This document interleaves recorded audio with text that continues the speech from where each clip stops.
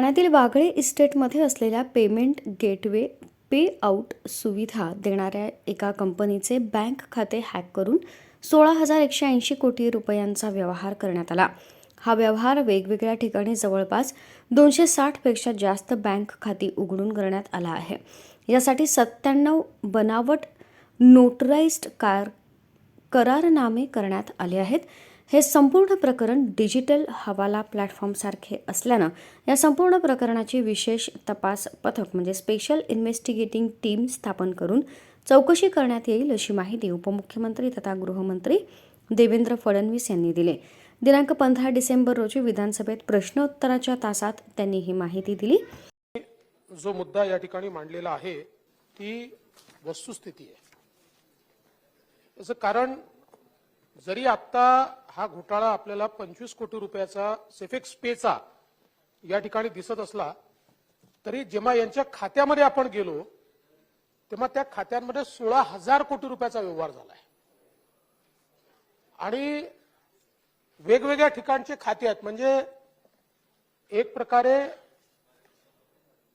ज्याला आपण हवाला म्हणतो हा कदाचित डिजिटल हवाला करण्याचा प्लॅटफॉर्म असू शकतो अशा प्रकारची परिस्थिती या ठिकाणी दिसून पडते. आणि म्हणूनच आता ज्यांच्या ज्यांच्या खात्यात पैसे गेले आहेत, ज्यांनी ट्रान्झॅक्शन केले आहे, म्हणजे सगळं काही 16,000 कोटीचं गबन झालं नाही. हे बाहेर कसं आलं तर हे 25 कोटी रुपये जे सेफेक्स पे यांचे ज्यावेळेस गेले आणि त्यावेळेस तक्रार आली त्यावेळेस असं लक्षात आलं की काहीतरी याच्यामध्ये गौडबंगाल आहे. आणि म्हणून आता पहिल्यांदा ज्या ज्या लोकांच्या खात्यात पैशांचा व्यवहार झालाय म्हणजे कदाचित ते पैसे कोणी गंडवले नाही आहेत, चोरून नेले नाही आहेत, पण 16,000 कोटीचे व्यवहार होतात कसे.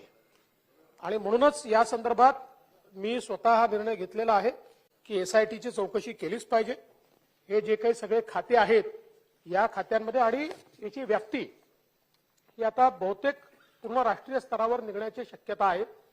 त्यामुळे त्याच्यामध्ये आवश्यकता पडली तर आम्ही केंद्रीय एजन्सीजची मदत घेऊ, वेगवेगळ्या राज्यांची मदत घेऊ, पण हे जे काही व्यवहार आहेत हे व्यवहार शोधण्याचं काम SITच्या मार्फत केलं जाईल. या सर्व बँकांमध्ये विधानसभा सदस्य सुनील प्रभू यांनी याबाबतचा प्रश्न उपस्थित केला होता.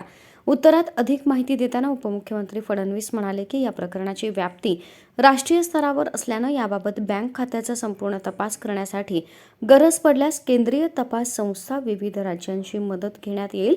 यामध्ये कुठल्याही बँकेचा सहभाग असल्याचं निदर्शनास आल्यास बँकेवर कारवाई करण्यात येईल. बँकांनी ग्राहकांची ओळख पडताळून पाहणं संदर्भातील KYC नियम सक्तीनं पाळले पाहिजेत.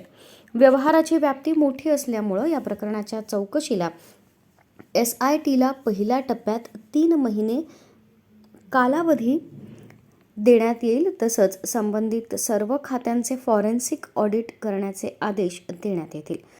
उपमुख्यमंत्री फडणवीस पुढे म्हणाले की अशा गुन्ह्यांवर नियंत्रण आणणं, अशा प्रकरणात तपास सुकर करण्यासाठी राज्याच्या सायबर सेलची क्षमता वृद्धी करण्यासाठी महाराष्ट्र सायबर प्रकल्प हाती घेण्यात आला आहे. यातून जलद प्रतिसाद यंत्रणा उभारण्यात येणार आहे. वांद्रे पश्चिम येथील सायबर पोलीस स्टेशनचं उर्वरित काम लवकरात लवकर पूर्ण करून उद्घाटनाची कार्यवाही करण्यात येईल. प्रत्येकाची वैयक्तिक माहिती सुरक्षित ठेवण्यासाठी केंद्र सरकार डेटा प्रोटेक्शन कायदा आणत आहे. त्यामध्ये डेटा लिकेज होण्याबाबतची सर्व शक्यता लक्षात घेण्यात आली आहे. हा सर्वंकष असा कायदा आहे. आधार कार्डची माहिती अद्ययावत आणि पडताळणी करण्यासाठी केंद्र सरकारनं आधार पडताळणी मोहीम सुरू केली आहे. डेटा लिकेजबाबत राज्यातही गरज असल्यास तपासून अशी यंत्रणा उभारण्यात येईल. या प्रश्नाच्या चर्चेत सदस्य रवींद्र वायकर, योगेश सागर, कॅप्टन सेल्विन, आशिष शेलार, आदित्य ठाकरे यांनी सहभाग घेतला.